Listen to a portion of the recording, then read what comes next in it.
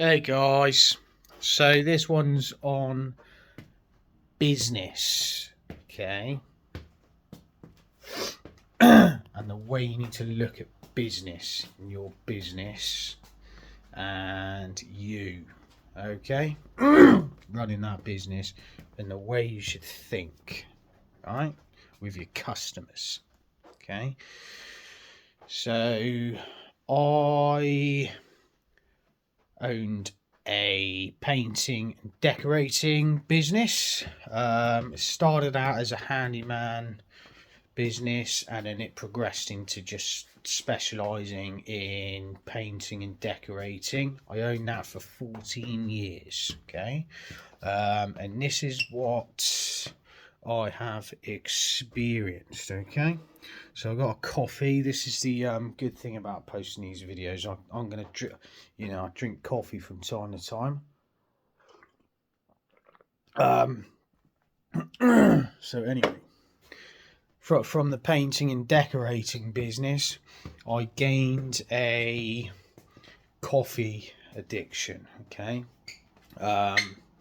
which is, I'd say, a much better addiction in a lot of things. Okay, so anyway, business mindset. The way you need to think about your customers, okay, is a lot of people think, and me included in this, and I didn't really totally understand this until I resigned from it, okay, is do not put your customers before you. So what I mean by that is your life doesn't evolve around your customers. You need to put you and your business before your customers, okay? Also, you get your customers that are skint, okay, but really want your services, okay? They're almost always gonna give you trouble, okay? They're not worth dealing with, all right? And they're the worst in terms of the people who tend to do that are the people who just think of themselves and not worry about anyone else but themselves, okay? I'm not saying be like that. Obviously be really good with your clients. Certainly act as if you're putting them first, but I wouldn't put them before you, your family and your business, okay? If they're going to be a good customer, they need to respect that, you're a human being at the end of the day, right? So, for example, when I resigned from painting, I'd get a text or a call from, one of my old clients asking to get some work done. And a lot of them, when I said, I don't do it anymore, because I resigned, they were gutted that they couldn't get their houses painted by me, not gutted, and they weren't concerned about, what I did or how I'm doing or that kind of thing. They're more concerned about getting their houses painted by me because they knew I did a good job at a good price, etc, etc.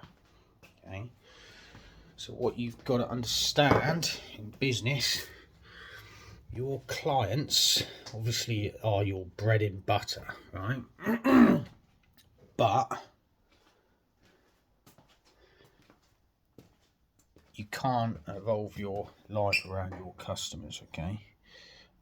if you feel the need to do that, they're probably the wrong customers for you, right? And the same goes to your employees when you start hiring people. Okay. I've got a VA at the moment she's doing her work. She always, does her work on time and does as I ask, things like that.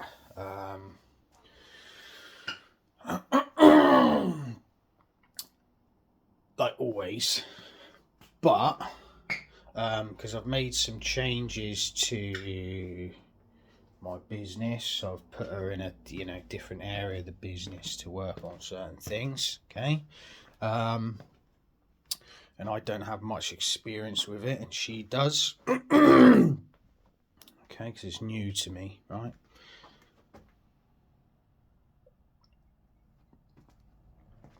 But I've noticed with her, I'll tell her to do certain things, right? And even if those things aren't really, not that they're not worth doing, but I mean, even if those things aren't really that important compared to a lot of other things, she won't bring in suggestions or anything like that. Like, it would be better to do this, or I'll just drink the rest of this. 2 seconds, guys.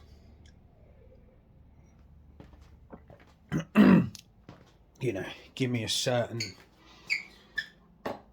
ideas. She won't run ideas by me to start bringing in some cash flow, okay, for that through that sector, right? So all she's worried about is, for example, I'll give her a list of jobs. She'll do those list of jobs, shut her eyes, go to sleep, not worry about it, but I want employees who are looking to help you grow, so that they can grow, so that you can grow, the business can grow, etc. Okay, if they're just in it, like for example, my wife's a manager in a pub, right? Supervisor. She doesn't run the place. She's like 2 down from the top position at that pub, right? So she manages like a team of people, and there's 3 people like her. Anyway, the majority of the people that go in there, right? Because it's a pub, it's one of those businesses, it's quite difficult to get staff that really, really actually care, Plus, we live in an area where there's loads of jobs available, so they're not worried about losing a job, for example, because they just go on to the next one, piece of cake,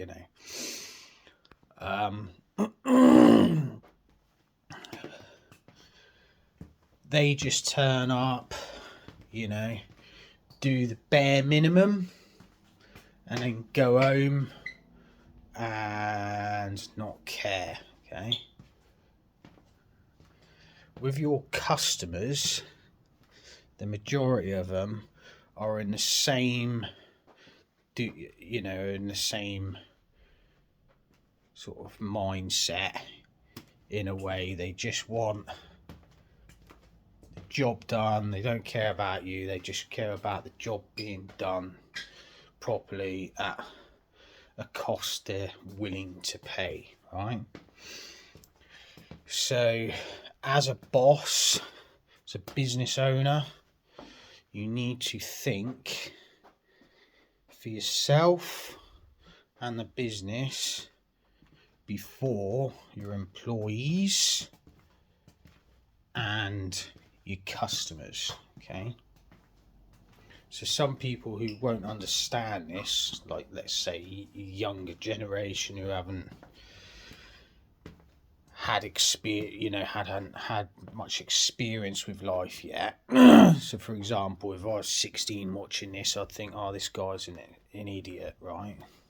It's not very nice. But what you've got to understand is, you cannot trust anyone in this world, okay? You know, you might trust your wife and family, okay, and kids, but when it comes to business and employees, you cannot trust anyone, okay? So you need to treat your business that way. Obviously your customers, your competition, right? You need to strive to be the best in your competition, okay? Let's say you run a service business, okay? And you've got 36 people or 50 people in the same business as that in your area, okay? You want to rank them, okay, from the best businesses, the most profitable NOI generating business, to the least profitable, okay? So whoever's got the highest EBITDA to the lowest, for example. EBITDA means, you know, cash after all expenses made, right? To the lowest, right? And let's say, for example, there's 50 and you're in position 40, for example, and then there's 10 people who aren't doing as well as you, but the other 40 are doing better. You want to aim to gradually increase up that pyramid, okay? So you can't just go from the 40th position straight to 1. You need to go up gradually. So what's person in position 39 doing better than me? What are they doing that I am not doing, okay? And then 38, 37, 36, 35, and build your way up from there, okay?